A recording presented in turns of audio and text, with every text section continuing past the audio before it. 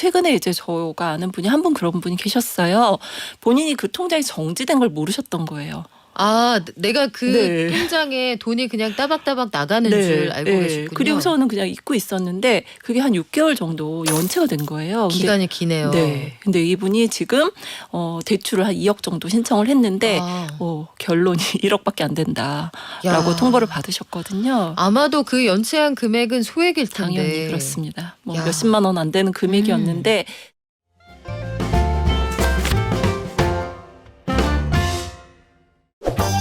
최근에 대출 금리 많이 올랐습니다. 그런데 이걸 좀 정밀하게 들여다보면 대출이라고 해도 신용대출, 주택담보대출 같은 담보 있는 대출이 있잖아요.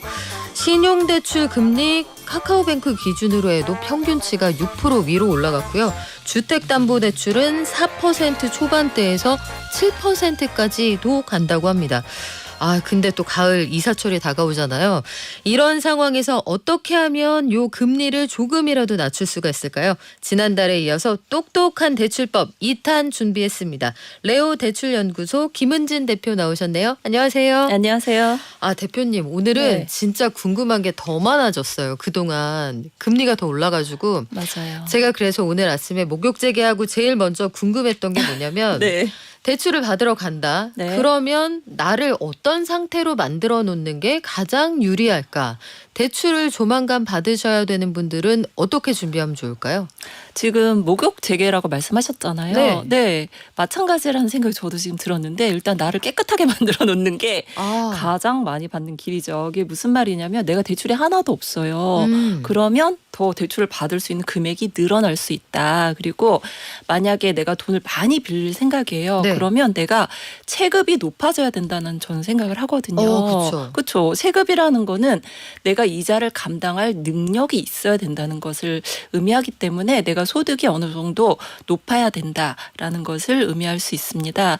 우리가 대출을 받을 때 가장 은행에서 싫어하는 게 무엇인지 아세요? 아니요. 부실이에요. 부실. 부실. 네, 연체. 그쵸. 예, 돈 연체가 떼일까 봐. 나는 순간 은행에서는 이제 바로 뭐 고가라든지 여러 가지 감점 요인이 되기 때문에 이 연체라는 걸 굉장히 신경을 많이 쓸 수밖에 없거든요. 네. 그래서 심사를 더 까다롭게 하고 그렇기 때문에 내가 돈을 많이 빌릴 생각이다. 그러신 분들 같은 경우는 막 이렇게 조금 있는 그런 이상한 지저분한 대출들이 있어요. 지저분한 대출이라 하면 어떤 게 있을까요? 예를 들면 뭐 카드론. 아, 소액이지만 네, 이자가 비싼 그렇죠. 것들. 네. 그래서 그냥 무심하게 내가 카드론을 썼다거나 뭐 또 무심하게 또 뭐 어디서 연체를 하고 있다거나 그런 경우는 좋지가 않습니다. 그래서 일단 내 주변 정리를 좀 깨끗하게 하고 나를 좀 돌아보고 그리고서는 준비를 하고 그리고 소득 같은 경우도 소득 신고가 좀 제대로 되어 있는지 내가 소득이 얼마인지 내가 얼마를 버는지도 모르면서 대출만 많이 해주세요. 이러면 이제 서로 그 괴리가 좀 심할 수 있거든요. 네. 그래서 그런 부분 나를 먼저 파악을 하고 내 주변 정리를 좀 한 다음에 그리고 계획을 하는 게 좋지 않을까라고 생각이 합니다. 그래요. 일단 내가 대출을 많이 받고 싶어서 소득이 늘어나면 좋은데 뭐 네. 그건 내 맘대로 안 되니까 네. 일단 주변 정리를 깔끔하게 하자. 크고 맞습니다. 작은 신용대출 이런 것부터 정리를 하고 네. 혹여 연체하고 있는 아주 사소한 공과금 이런 것들도 문제가 될 수 문제가 있는 될 수 거죠. 있어요. 최근에 이제 저가 아는 분이 한 분 그런 분이 계셨어요. 본인이 그 통장이 정지된 걸 모르셨던 거예요. 아, 내가 그 네. 통장에 돈이 그냥 따박따박 나가는 줄 알고 계셨군요. 그리고서는 그냥 잊고 있었는데 그게 한 6개월 정도 연체가 된 거예요. 근데 기간이 기네요. 네. 근데 이분이 지금 대출을 한 2억 정도 신청을 했는데 아. 결론이 1억밖에 안 된다라고 야. 통보를 받으셨거든요. 아마도 그 연체한 금액은 소액일 텐데. 당연히 그렇습니다. 뭐 야. 몇십만 원 안 되는 금액이었는데 대출금에서는 거의 억대로 차이가 나기 때문에 반드시 이런 부분 짚고 가시는 게 좋습니다. 그래요. 사소한 것들부터 챙기자. 일단 우리 시험 보러 가기 전에 시험 공부해야 되잖아요. 그래서 마음가짐을 네. 자 전장에 나간다 이렇게 네. 생각을 하고 정리를 하시는 걸로. 근데 아까 네. 잠깐 내가 얼마 버는지 모르는 사람들이 네. 있다고 하셨는데 네. 직장인이야 따박따박 월급 명세서도 있고 그리고 통장에 꽂히는 돈이 있겠지만 네. 프리랜서, 자영업자 이런 작은 개인 사업자들은 내가 느낌상으로는 연봉 이 통장에 들어온 돈 다 합쳐보니까 한 5, 6천 되는 것 같은데. 맞아요. 근데 은행에 이걸 들고 가면 아닌데요. 지금 실질 소득은 한 2천이 될까 말까 하시는데 대출 네. 안 됩니다. 네. 이 차이는 왜 생깁니까? 이거는 아무래도 이제 프리랜서 분들이나 자영업자 분들 같은 경우는 이 원천 징수로 소득을 받는 게 아니라 나중에 5월 달에 종합소득세를 신고하게 되어 있거든요. 그렇다 보면 이제 본인의 소득에서 경비가 다 빠지게 돼 있어요. 예, 그리고 경비를 빠진 소득을 신고를 하다 보니 내가 이제 사용했던 금액 다 빠지고 예를 들어서 6천을 받았는데 네. 거기서 경비로 한 3천을 썼어요. 아. 그럼 3천밖에 신고가 안 됐으니까 본인의 소득은 3천밖에 안 되는 거죠. 내가 소득이라고 네. 신고한 금액만큼만 잡아준다. 네. 근데 이제 이런 부분을 모르고 계시는 분들은 그냥 내 통장에 들어오는 그 금액이 나의 소득이라고 생각을 하는 경우가 굉장히 많고요. 또 심지어 개업하시는 그런 분들 계세요. 네. 개인 사업자분들이 개업을 하시면 그 해에는 뭐 여러 가지 뭐 물품이라든지 돈 쓸 일이 장비 많죠. 예, 이런 걸 하다 보면 심지어 마이너스 소득이 나오는 분들도 있거든요. 그래서 그런 분들도 계시기 때문에 본인이 이제 소득이 얼마인지를 좀 파악을 하는 게 가장 좋은데 확인해보는 법이 너무 간단해요. 우리가 홈택스라는 굉장히 좋은 제도가 있습니다. 그 홈페이지에 들어가시면 내가 소득금액 증명원 네. 발급하시면 되거든요. 거기에 내 소득이 나와 있어요. 그래서 그 소득으로 내가 이만큼의 소득을 신고하는 사람이구나라고 파악을 한 다음에 은행하고 상담을 하는 게 좋고요. 잘 모르겠으면 그 서류 그냥 출력해서 은행에 가서 물어보시면 은행에서도 소득이 얼마예요라고 체크해 줄 수 있거든요. 그래서 그렇게 파악하시는 게 좋을 것 같습니다. 소득금액 증명원을 떼보시면 그 위에 실제로 매출이 요만큼 발생은 했는데 소득 신고하신 부분이 이만큼이라서 네. 요만큼 버시는 걸로 저희가 인정을 해드릴게요. 요게 위아래 칸에 나와 적시가 있어요. 되어 있거든요. 예, 사업자분들 같은 경우 수익 금액하고 소득 금액이 나눠져 있거든요. 네. 그래서 밑에 소득 금액을 보시는 게 맞고요.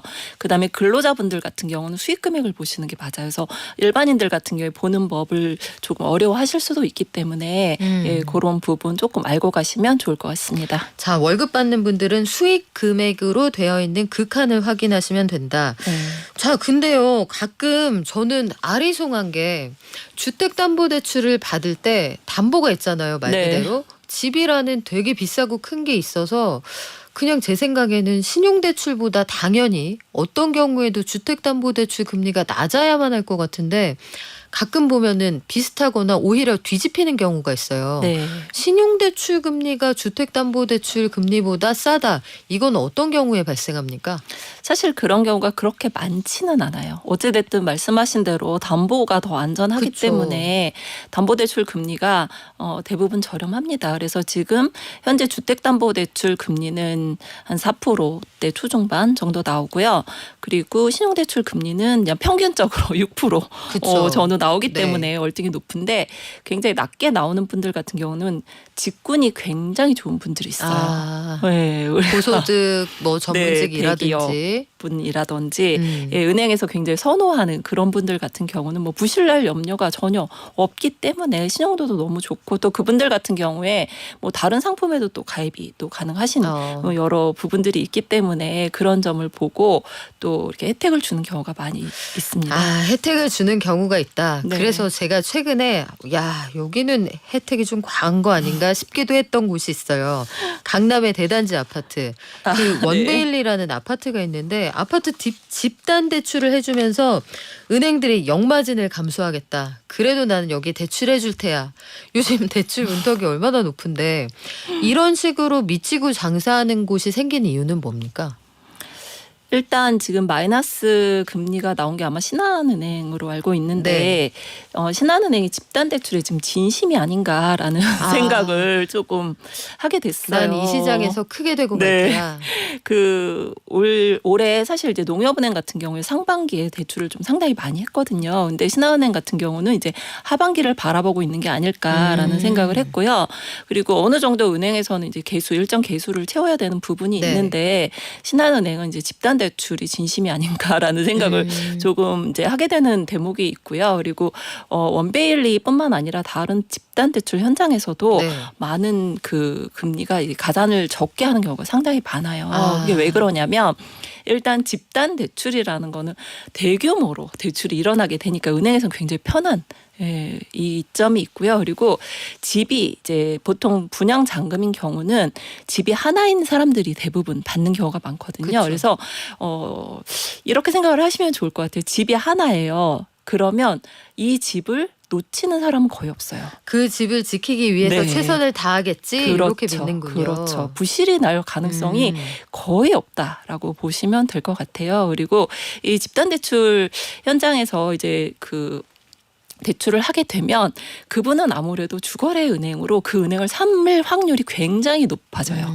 아무래도 뭐 자동이체도 빠져나가게 그렇죠. 되고 여러 가지 뭐 요구 사항도 네. 있겠죠. 저희 적금 하나 뭐 이런 거. 네. 네, 뭐 그리고 자꾸 이제 은행을 왔다 갔다 하다 보면 뭐 그분한테 또 그분이 또 자발적으로 또 상품을 가입을 하는 경우도 있고, 그래서 그런 면을 이제 보는 경우도 있고, 그리고 이제 또 장기적으로 보면 지금 금리가 또 제일 높은 시기일 수도 있잖아요. 어쩌다 조금 더 높아질 수도 있지만 뭐 5년 후 뭐 언제가 되면 또 떨어질 수도 있기 네, 때문에 내년 이후에는 좀 뭐 사실 저희 같은 일반인들 뭐 전문가들 뭐 그런 분들 같은 경우는 이 대출 금리를 예측을 하긴 쉽지 않아요. 그쵸. 이게 저는 네. 이제 항상 드리는 말씀이 대응의 항목이지 뭐 예측의 항목이 아니다라고 말씀을 드리지만 이 상품을 구성하시는 분들 입장에서는 또 예측을 안 할 수가 없는데 그분들 입장에서 뭐 장기적으로 봤을 때 이익이 난다라는 생각으로 상품을 구성했을 확률이 높습니다. 아, 그렇군요. 이 마케팅 전략이다. 네. 시장에서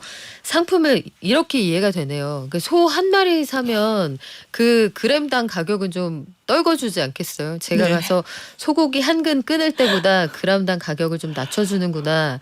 그런 생각도 들기는 표현이 하네요. 너무 좋으신데요. 그래요. 좀 네. 괜찮습니까? 네. 자, 오랫동안 열심히 해보겠습니다. 네. 자, 그러면 지난번에 우리 네. 빚이 만약에 이걸 잘 갚을 수만 있다면 우리가 자산을 증식하는 시간을 당겨준다. 네. 요즘처럼 금리가 계속 올라간다 할 때는 우리가 제일 주의해야 되는 게 어떤 거예요?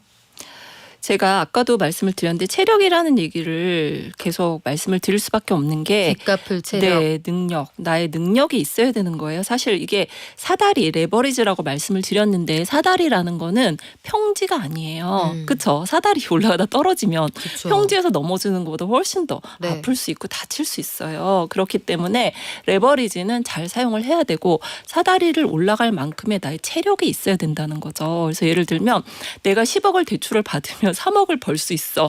이게 눈에 보여. 하지만 내가 10억의 대출을 상환할, 이자를 납입할 그런 체력과 능력이 있어야 된다는 거예요. 그래서 내가 레버리지를 잘 이용을 하고 대출을 잘 이용을 하려면 일단 내 능력을 키워야 되고, 이 능력이라는 게 꼭 소득뿐만 아니라 물건을 보는 뭐 눈이라든지 네. 여러 가지 뭐 이런 그 경제 상황이라든지 이런 거 공부를 좀 많이 하셔서 일단 이 자금의 흐름이라든지 금리 전반적인 거를 다 공부를 하시면 좋을 것 같고요.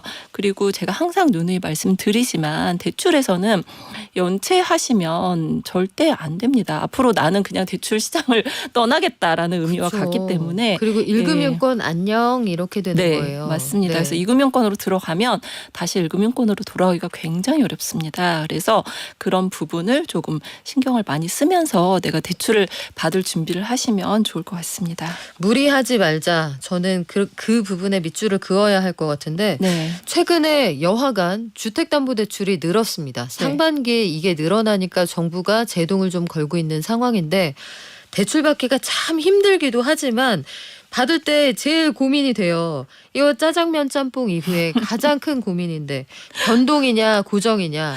요즘 네. 같을 때는 어떤 게 답이에요? 제가 항상 드리는 말씀이 이제 오랫동안 사용을 할 대출, 이게 사실 이제 예측을 해서 금리가 떨어질 거라고 생각이 들기는 하더라도 내가 장기적으로 사용할 대출은 이제 5년 이상의 고정금리를 선택하시는 분들이 대부분이세요. 근데 만약에 내가 주택담보대출을 변동금리로 쓰고 싶다 이러시는 분들 같은 경우는 빨리 상환을 하시는 분들이 있어요. 예를 들면 내가 오래 사용할 게 아니야. 내가 전세 보증금만 빠지면 사실 집 살 때 대출 안 받아도 되는데 이 보증금이 안 빠져서 잠깐 쓸 대출이야. 이런 분들 같은 경우는 뭐 변동금리 하셔도 크게 문제가 없어요. 하지만 내가 장기적으로 40년을 계획을 하고 있어요. 하지만 뭐 40년 고정금리를 은행에서는 이제 잘 팔지는 않지만 네. 그래도 5년 이상의 고정금리를 하시는 게 저는 대부분 이제 맞다라고 말씀을 드려요. 그리고 설사 이게 뭐 은행에 40년이라고 해서 40년을 계속 그 은행을 이용하는 건 아니잖아요. 보통은 10년 안에 한 번씩 손바뀜이 되죠. 그렇죠. 네. 그리고 내가 설사 그 집에 10년 이상 살더라도 또 우리는 3년이 지나면 중도 상환 수수료라는 게 사라지기 때문에 네. 그때 가서 더 좋은 은행으로 갈아탈 수도 있고 그렇기 때문에 일단 세팅은 조금 이제 길게 가는 대출은 안정적으로. 네, 고정금리 쪽으로 하시고 뭐 짧게 가는 대출 같은 경우는 변동금리 하셔도 크게 무리가 없지 않을까라는 생각을 하는데 이게 사실 가장 어려운 부분이에요. 금리 변화를 예측을 해야 되는 상황이기 때문에 네. 예, 본인이 잘 판단하셔야 될 것 같습니다. 이게 끝까지 어떤 게 답이다 이렇게 보기는 어려울 것 같은데 네. 그러니까 무조건 변동이 유리해, 무조건 고정이 유리해 이렇게 볼 수는 없는 그럼요. 거군요. 본인 상황에 맞게 또 그 대출 금액에 맞게 또 만기에 맞게 잘 선택을 하시는 게 좋을 것 같습니다. 전세 대출은 거의 대부분 변동이죠. 고정도 있어요. 있긴 있어요? 예, 고정이라고 하시면 이제 2년밖에 안 되지만 2년 고정금리가 있습니다. 근데 이제 2년 고정금리가 현재 변동금리보다는 살짝 비싸요. 한 0.2% 전후 이제 비싸다고 생각을 하면 될 것 같은데 그래도 이제 고정을 찾는 분들도 많이 계세요. 그래서 나는 2년 고정을 할 건지 뭐 3개월 변동할 건지 6개월 변동할 건지 우리가 대출 서류에 사인을 할 때 그때까지만 결정을 해서 정해 주시면 될 것 같습니다. 우리가 금리 인하 요구권이라는 게 있다고 들었는데 이게 지난번에 잠깐 말씀해 주셨지만 네. 아주 그냥 천지개벽할 변화가 있지 않고서야 수용이 크게 되지는 않는다라고 하셨어요. 그날 마음을 조금 비웠습니다만 네. 전세 대출에도 금리 인하 요구권을 쓸 수 있을까? 요거 궁금한데요. 이게 그냥 제가 단호하게 얘기를 한다라면 없다입니다. 없다. 없다. 예, 근데 여지는 조금 있어요. 네. 그게 이제 어떤 것 때문에 그러냐면 우리가 전세 대출은 종류가 좀 상당히 많지 않습니까? 뭐 예를 정책 들면 자금도 있고요. 네, 그래서 주택금융공사에 전세 대출을 이해를 좀 하셔야 되는 부분이 뭐냐면 담보가 없잖아요. 그렇죠. 그렇죠. 네. 담보가 없어요. 나만 믿고. 네. 그런데 은행에서는 담보 없이 나가는 대출에 몇억 원씩 우리 전세 대출은 억대로 나가잖아요. 초면인데. 그렇죠. 네. 그래서 굉장히 불안하거든요. 그래서 보증서를 발급을 해서 나가요. 우리가 중도금 대출이라든지 이런 게 다 보증서를 발급해서 나가는 대출이거든요. 내 뒤에 누가 있는 거죠. 사실. 은행은 네. 그 보증서를 믿고 대출을 해주는 거지 나를 믿고 대출을 하는 게 아니거든요. 역시 절 네. 믿는 건 아니었어요. 그렇죠. 네. 그래서 그 보증서의 신용이 왔다 갔다 하는 게 아니잖아요. 그렇기 때문에 이 보증서 100%짜리는 금리나 요구권이 별로 효과가 없고요. 보증서 90%짜리가 있어요. 예를 들면 주택금융공사 보증서는 90%만 보증이고 10%는 이제 본인 신용이 들어갈 수가 있기 때문에 네. 이런 상품은 이제 의뢰를 하시면 낮아질 수는 있겠지만 뭐 90%가 보증이니 뭐 얼마나 자, 별 차도는 낮아질까요? 없을 것 같습니다. 네, 그래도 한번 해보시는 거는 뭐 손해는 아니니까 해보세요. 그래요. 뭐 노력을 한번 해보는 건 나쁘진 않은데 노력 대비 성과가 크게 있을지 그건 잘 모르겠어요. 근데 네. 최근 들어서 네. 정부가 전체적으로 대출을 좀 줄이려고 한다는 느낌을 확실히 받거든요. 네, 맞습니다. 그걸 상징적으로 보여주는 게 생애 최초나 청년들을 지원한다라고 만들었던 특례 보금자리론이라는 건데 이게 일반형 대출은 이제 27일부터 규제가 되는 네, 거죠. 중단이죠. 그러면 이분들은 여기에서 못 빌린다. 그러면 어떤 대안을 선택할 수가 있어요? 뭐 지금 은행 상품은 다 열려 있어요. 그래서 은행으로 가면 되는데 지금 특례 보금자리론이 이제 탄생 배경부터 좀 생각을 해보셔야 네. 되는 거예요. 원래 이 상품이 있었던 상품이 아니에요. 그렇죠. 근데 정부에서 이 상품을 만들었던 이유는 이제 주택 가격이 작년 연말부터 급격하게 떨어지기 시작을 하니까 연착륙 을 위해서 만든 상품이거든요. 근데 그 목적을 다 했으니 이제 들어갈 때가 됐다라고 생각을 하면 될 것 같고요. 원래 보금자리로는 주택 가격 6억 이하의 분들을 위한 상품이었어요. 그래서 다시 그 상품으로 돌아갔다라고 생각을 하는 게 훨씬 더 마음이 편할 것 같고요. 저는 특례 보금자리는 굉장히 성공적으로 마무리하고 퇴진했다라고 생각을 합니다. 그 많은 분들이 혜택을 받고 또 내 집 마련에 도움을 받은 상품이고요. 그리고 일반형이 지금 사라질 뿐이지 우대형은 계속 남아있기 때문에 지금 서울은 어느 정도 집값을 회복을 했고 그리고 지방은 좀 아직 더 분발을 해야 되는 상황인데 지방의 집값은 6억 이하로도 얼마든지 커버가 가능하기 때문에 특례 보금자리로는 계속 이용하셔서 내 집 마련하시면 될 것 같고요. 정부에서는 항상 이 딜레마가 가계부채 증가도 신경을 안 쓸 수가 없거든요. 네, 그래서 그런 부분에서 이제 특례를 마감을 하는 것 같습니다. 그래요. 특례 보금자리론 이제 제자리로 돌아간다고 합니다. 지금까지 레오대출연구소 김은진 대표와 함께했습니다. 오늘도 정말 도움 많이 됐어요. 고맙습니다. 감사합니다.